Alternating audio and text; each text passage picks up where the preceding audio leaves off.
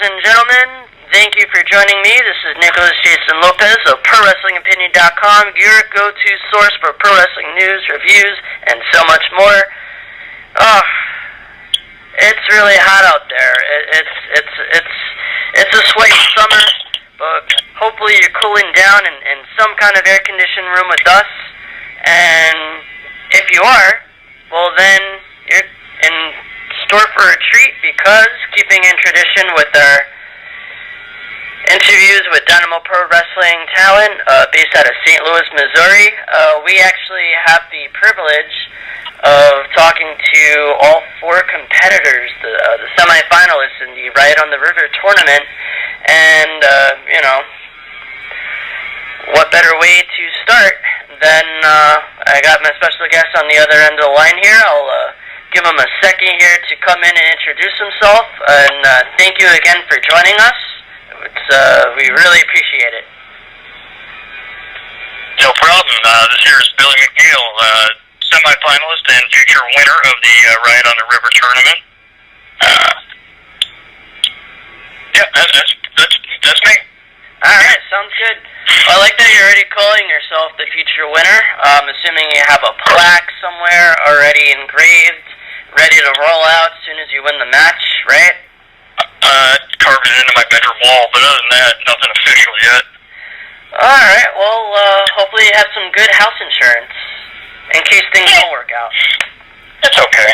Alright, coolio. Well, I've seen that your hometown is from Minnesota. How would you describe the Minnesota life, and how are you, what's it like, wrestling, in a St. Louis promotion? We're over here on the East Coast, so all we know are zigzagging through Times Square, having to rush everywhere. We don't really, all we really know is how to run somewhere. We don't really have time to chill and relax. What's it like, doing that Minnesota thing?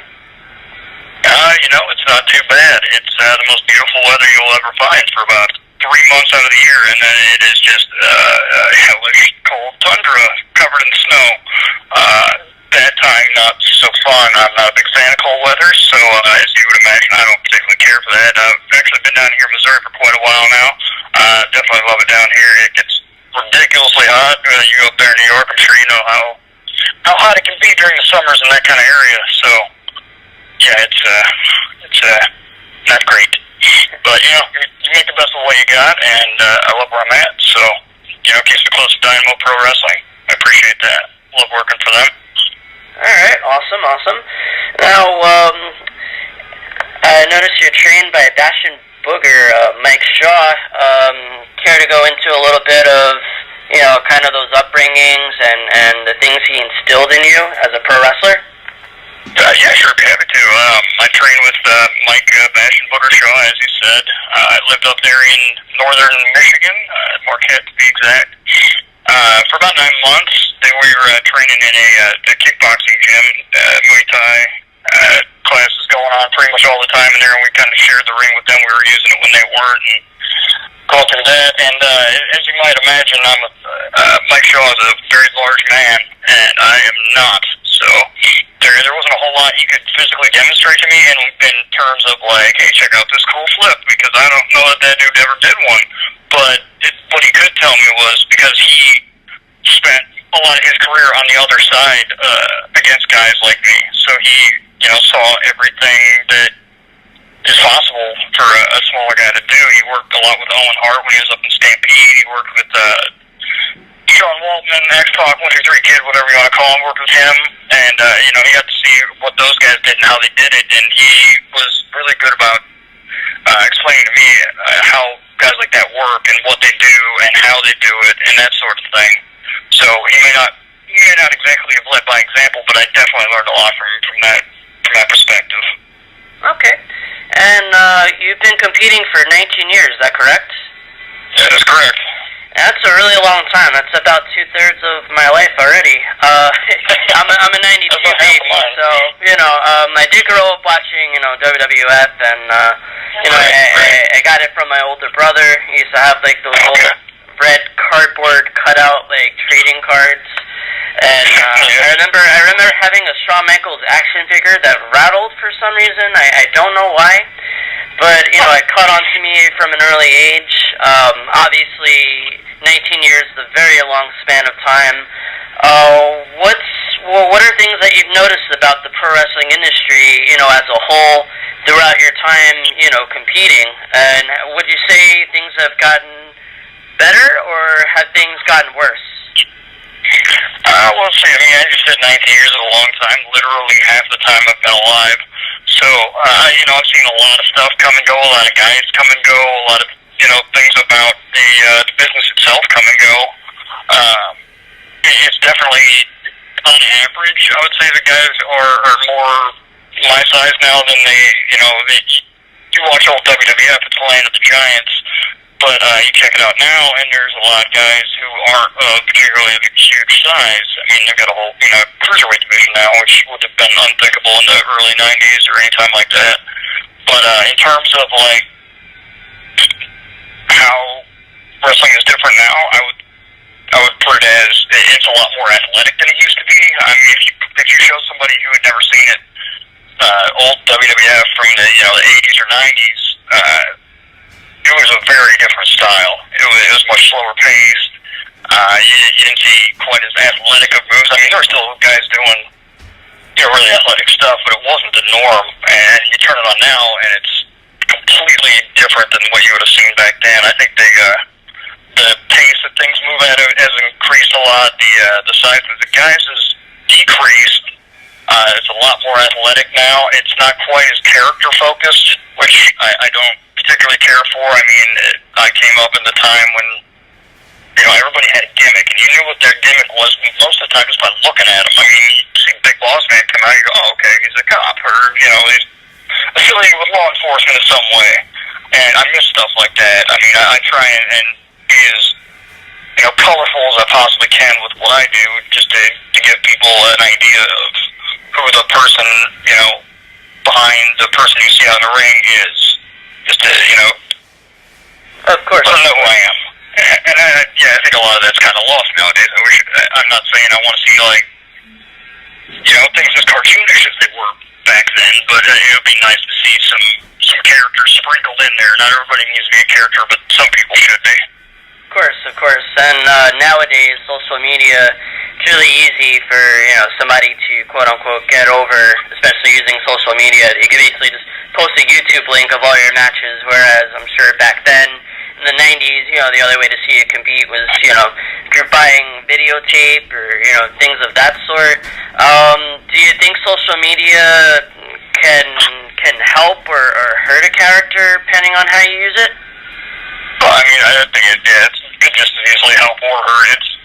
It's come a long way since I started. When I wanted somebody to see one of my matches who wasn't nearby, it involved a padded manila envelope and a VHS tape. And now it's as simple as sending them a link from YouTube, like you were saying. So,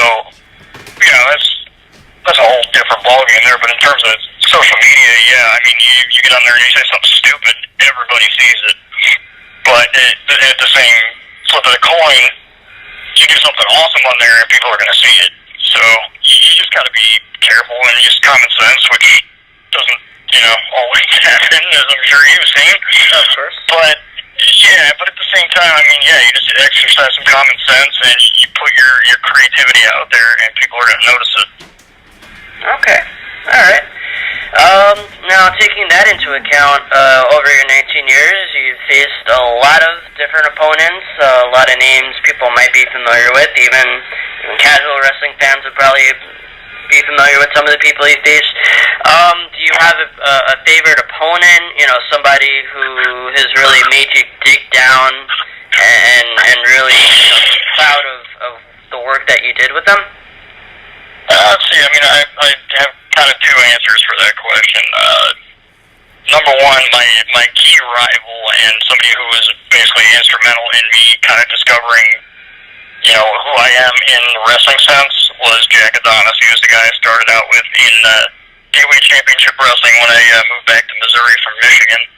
And he and I went all over the state and up to other states, and we worked with each other a ton. So we we had chemistry immediately, and then just further developed it as we worked and kind of figured out who we were in wrestling through each other. So I would say he's my favorite / most important rival in my wrestling career. But in terms of the best match I ever had, it was against Jerry Lynn, who some people might be familiar with. He's been retired for a few years now, but for a long time there, he was widely acclaimed as one of the best wrestlers in the world. A claim which I absolutely agree with. But in St. Louis, about 16 years ago now, 17 years ago, we had a real barn burner down there at Aggies in St. Louis, and I'd say that was the best match of my life. So hopefully that answers your question. All right. Now moving more current, what are your thoughts on the concept of the Red on the River tournament? Do you feel it's fair? Do you think, what are your thoughts on having to compete in a tournament in general? What are some challenges that come about? I love tournaments. I always have. One of the first VHS tapes I ever remember renting was WrestleMania 4, which was, of course, a giant tournament for the then vacant WWF title due to the twin referees, Hulk Hogan, Andre the Giant, $1 Million Man Ted DiBiase situation. So I think I've always kind of had a spot for tournaments in my heart because of that, just because it was so early into my formative years of pro wrestling fandom. But in terms of, I think it's a great tournament. I think it's, I didn't get to be a part of it last year. I'm really glad I could be a part of it this year. Just being in a tournament, it's only one guy gets to be the winner. That's the toughest part because, we started out with 16 guys. We're down to 4. So, I'm kind of personally amazed I made it this far. But, I'm just riding the wave of momentum now. I plan on continuing to ride that wave right into the finals, and then, winning that match, of course, holding that belt up at the end of the tournament, hopefully. That's what I'm shooting for, and I think I can do it. Okay. Well, talking about, wave of momentum and getting to the finals, there is one tiny little obstacle you may have to go over, better known as the snitch.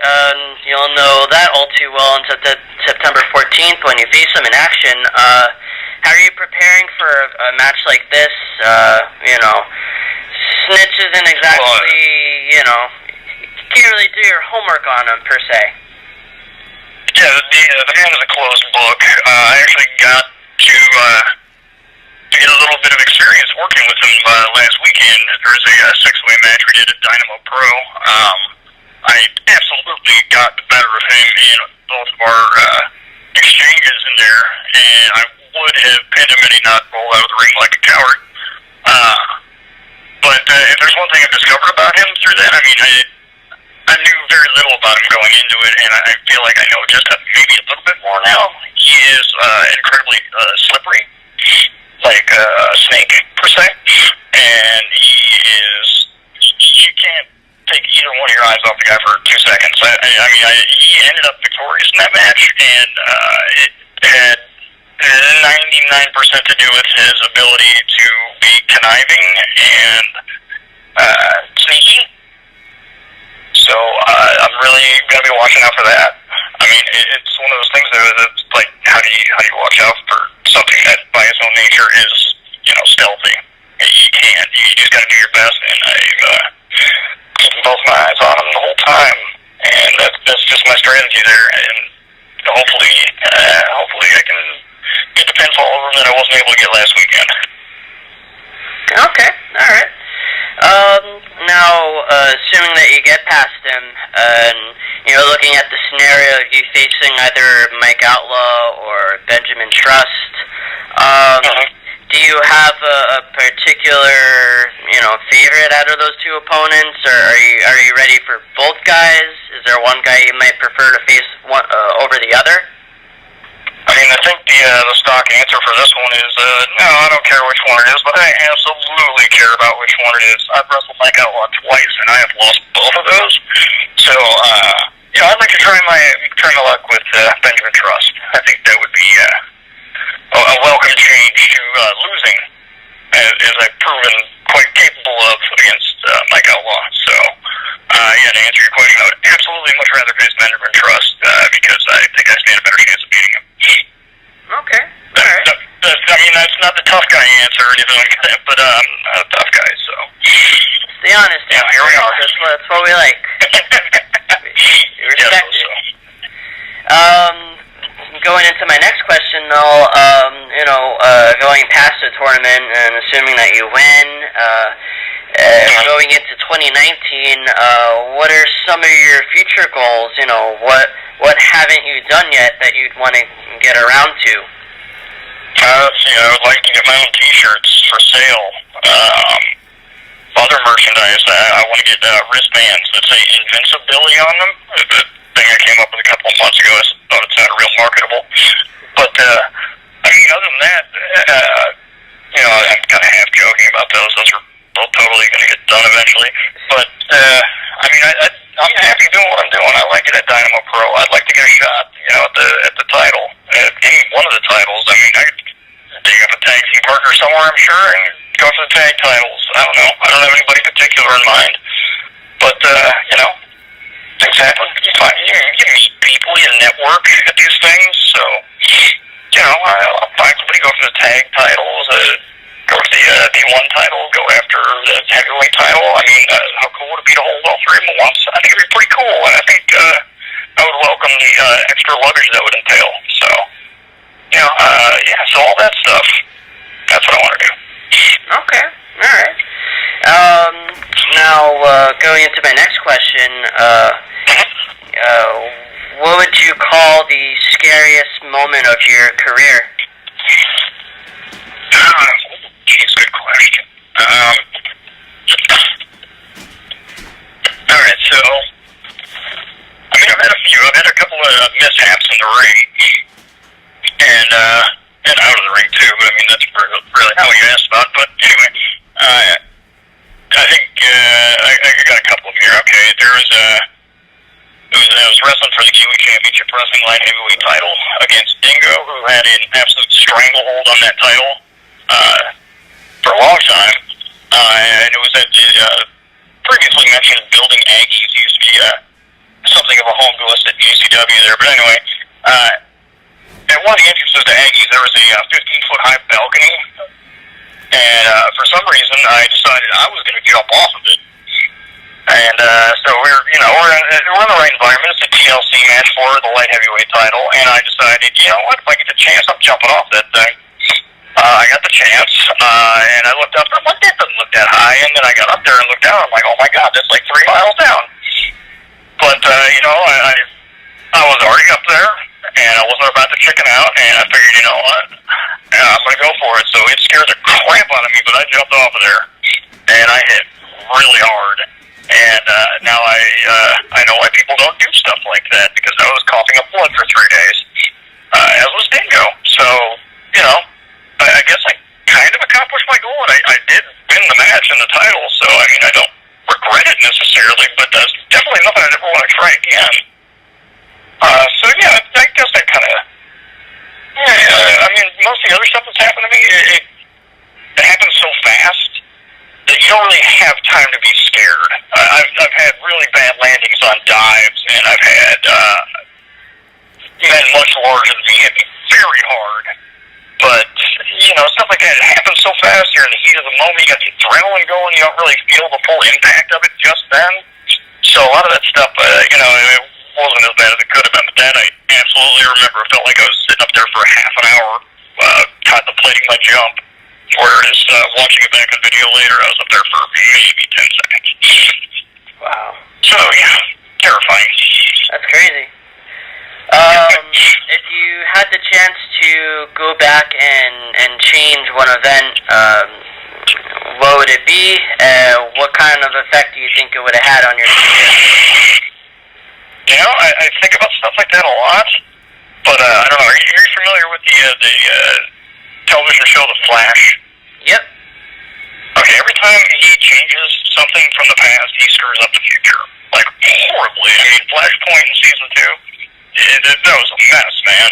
So, as much as I would like to go back and change some of the stuff I've done, from big things, from, how I would have done entire matches to little things to, something I should have said differently, I don't think I'd change anything. I'm pretty happy with where I am today and who I am today. Okay. We're going to start wrapping it up in a few. I want to thank you again for, coming on and talking to us. It's been an absolute pleasure. Anytime, dude. Is there anything left that you haven't mentioned or, anything that you feel you want to cover before we wrap it up? Any last things you want to say? If anybody has any interest at all, check me out on Facebook. I'm Billy McNeil. There's a picture of about a quarter of my face on my profile picture. I'm wearing glasses. Friend me on there. I'll talk to you. I make jokes and stuff, and, occasionally talk about wrestling, or if you want to find out where I'm going to be, I always post on there about it. So, check me out on Facebook. It's the only social media I'm adept at. I tried the other ones, and nope, can't do it. So, other than that, hey, thanks for watching me if you watched me, and appreciate it. Alright, awesome. Well, it's been great. I'm going to let you go now. Wish you the best of luck for 9/14. Thank you. Hopefully bring it home and make that bedroom and carving a reality. I certainly hope so. Thanks for having me on. I had a blast, man. Alright, thank you so much. Thank you.